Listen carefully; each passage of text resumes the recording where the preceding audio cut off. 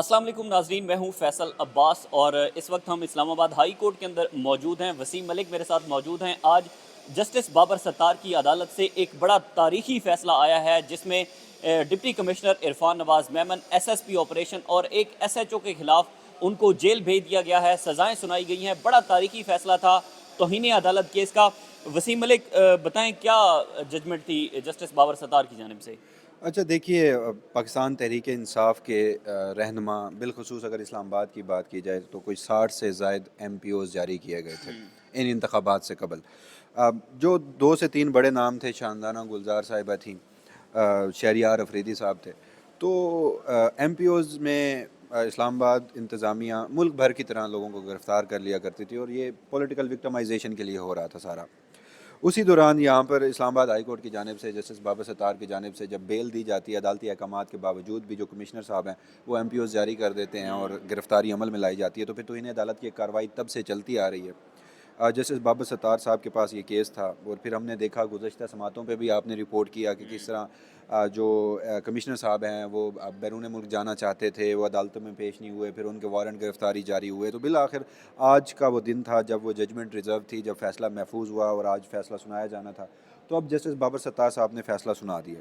अब फ़ैसला ये सुनाया गया है कि जी जो कमिश्नर साहब हैं इरफान नवाज़ मेमन साहब, उन्हें 6 माह की कैद है और साथ 1 लाख रुपए जुर्माना है और उसके साथ जो SSP इन्वेस्टिगेशन थे, गालबन मलिक जमील ज़फ़र नाम है जमील ज़फ़र। इस्लामाबाद पुलिस से, उन्हें 4 माह की सज़ा सुनाई गई है और साथ 1 लाख रुपए जुर्माना। और जो SP सदर थे इस केस में उन्हें बरी कर दिया गया है और जो SHO थे उन SHO को 2 माह की कैद और 1 लाख रुपए जुर्माना। मगर साथ ही चूँकि ये कोई बहुत ज़्यादा सज़ा नहीं थी, हाँ। इसी वजह से जस्टिस बाबर सत्तार साहब ने साथ ही सज़ा मुअत्तल की 1 महीने के लिए।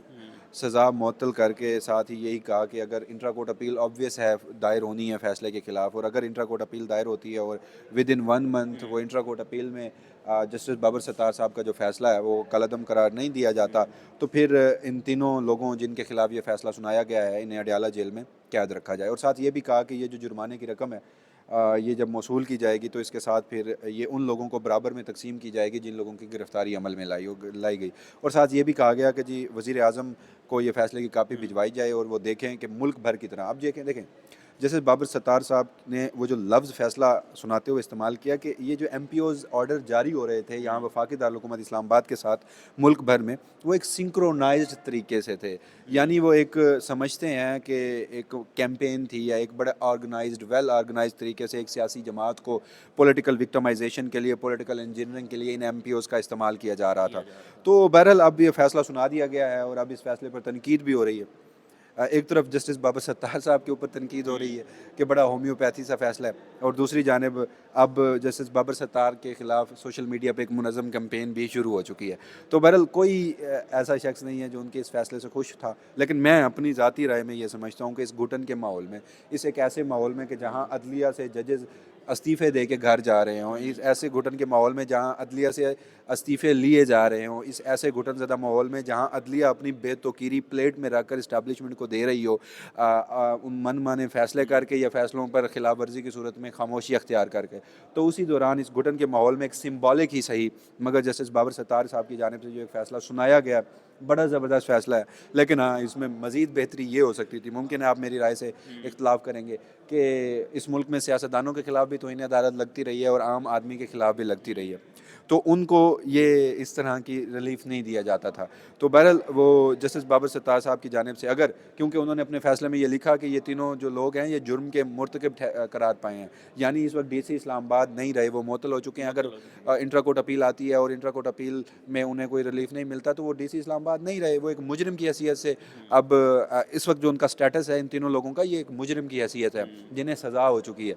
तो बहरहाल इससे ये फ़ैसला हो सकता था कि कमरा अदालत से गिरफ़्तार किया जाता, क्योंकि देखें सिम्बॉलिक आप सज़ा देते हैं तो आप पैगाम दे रहे होते हैं मुल्क भर की ब्यूरोक्रेसी को। अगर आपने अदलिया का फ़ैसला इस्तेमाल नहीं किया तो इन्हें अदालत का कॉन्सेप्ट ही यही है कि अगर अदालत का अहकामात नहीं माने जा रहे तो अदालत उस सिलसिले में कोई कार्रवाई कर सकती है। तो सिम्बॉलिक ज़रूर है, मगर इससे मज़ीद बेहतर यही हुआ जा सकता था, फ़ैसला हो सकता था कि जी गिरफ़्तारी एक बार अमल में लाई जाती। अब देखें पीछे इस वक्त भी इरफान नवाज़ मेमन साहब मौजूद हैं, बाकी जिनको सज़ा सुनाई गई है इंट्रा कोर्ट अपील के लिए यहाँ पर मौजूद हैं। तो बेहतर यही होता कि अगर गिरफ्तारी अमल में लाई जाती तो एक मजबूत पैगाम जाता, क्योंकि इन लोगों ने आइन और कानून के साथ खिलवाड़ किया है, इस्टेब्लिशमेंट के कहने पर, निगरान हुकूमतों के कहने पर और PDM के कहने पर। बिल्कुल ऐसे ही है। और मज़े की बात है कि यही जो डिप्टी कमिश्नर इरफान नवाज़ मेमन हैं, इनको election commission of Pakistan 2 letter लिख चुका है वजारत कानून को कि इनको जो है वो तब्दील कर दिया जाए, इनकी जो है वो इनका ट्रांसफ़र कर दिया जाए। लेकिन ज़ाहिर है डिप्टी कमिश्नर इरफान नवाज़ मेमन इतने ताकतवर थे कि वो यहाँ से नहीं जाया गया। जब 3 MPO ऑर्डर को मुअत्तल किया गया बार बार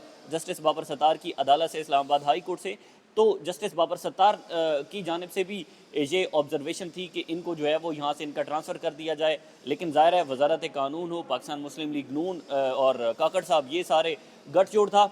इसके साथ ही 69 3 MPO ऑर्डर जो है वो इरफान नवाज़ मेमन ने जारी किए थे। इसमें जज के जो एक आप कह लें कि रिमार्क्स होते हैं, इतने एग्रेसिव मूड हमने कभी नहीं देखा। जब पहली मरतबा उन्हें शोकाज नोटिस का जवाब देना था, डिप्टी कमिश्नर इरफान नवाज़ मेमन में वो दूसरे दिन अदालत के अंदर पेश नहीं हुए थे। 8:30 जो है उन्होंने अदालत के अंदर पेश होना था, वो पेश नहीं हुए। उसके बाद जब वो दूसरे दिन अदालत के अंदर पेश हुए तो फिर जस्टिस बाबर सत्तार के ये रिमार्क्स थे कि आपने बड़ा स्टूपिड रवैया अदालत के साथ रखा है और इस स्टूपिड रवैये की वजह से मैं आपको एक और शोकाज नोटिस जारी करता हूँ। उन्होंने दूसरा शोकाज जारी किया और उन्होंने डिप्टी कमिश्नर इरफान नवाज़ मेमन को बैरून मुल्क जाने से रोक दिया था कि वो किसी भी ज़रिए से बैरून मुल्क नहीं जा सकते। उन्होंने बड़ी इस्तदा की कि पहली इस्तदा उन्होंने ये की कि जज साहब जो है वो आप ये केस हमारा ट्रांसफ़र कर दें किसी और जज को। उन्होंने 10 सेकंड के अंदर उनकी ये इस्तदा मुस्तरद कर दी और उन्होंने ये रिमार्क्स दिए थे कि आप ये अब डिसाइड करेंगे कि ये केस किस जज के पास लगेगा। उसके साथ ही फिर डिप्टी कमिश्नर इरफान नवाज़ के मेमन के ख़िलाफ़ और SSP ऑपरेशन जमील ज़फ़र हैं, फिर उसके बाद SHO हैं, SP सदर हैं, उनके ख़िलाफ़ ये फ़ैसला महफूज हुआ था। अब ये फ़ैसला सुना दिया गया है, बड़ी खुश आइंद बात है। वसीम मलिक, आखिरी और बड़ा मुख्तसर सा एक मैं आपसे सवाल करूँगा। ये बताएँ कि 3 MPO ऑर्डर जारी होते रहे, अदालत उन्हें बार बार कलअदम करती रही। एटलीस्ट एक मैसेज तो है ना अदालत की जानिब से कि अगर भाईजान आप तौहीन अदालत करते हैं तो कुछ ना कुछ तो आपके खिलाफ कार्रवाई होगी। यानी कि आप कह लें कि ठीक है उन्होंने इस्टेब्लिशमेंट के कहने पर किया, उन्होंने निगरान हुकूमत के कहने पर किया, लेकिन जो ब्यूरोक्रेसी उनकी अपना भी तो कंडक्ट है ना ब्यूरोक्रेसी का, ठीक है, तो उन्हें भी तो एक मैसेज गया है एटलीस्ट। अच्छा यार, पता है क्या, मेरी ये ज़ाती राय है, आप लोग इसे इख्तलाफ कर सकते हैं। जुडिशरी का काम, जजेस का काम मैसेज देना नहीं होता। जजेस का काम होता है कानून पर अमल दरामद करवाना, आइन और कानून की तशरीह करना। अगर वो कोई अदालती फ़ैसला देते हैं, उस अदालती फ़ैसले पर अमल दरामद नहीं हो रहा तो उसके ऊपर तौहीन अदालत या फिर सख्त कार्रवाई की जाती है। मैं अगेन वही कह रहा हूँ कि गुज़श्ता 2 सालों में मुल्क की 75 सालों की वर्स्ट तरीन पॉलिटिकल विक्टमाइजेशन हुई, बुनियादी इंसानी हकूक़ पामाल किए गए, आईने पाकिस्तान को रौंदा गया, अदालती फ़ैसलों को नहीं माना गया।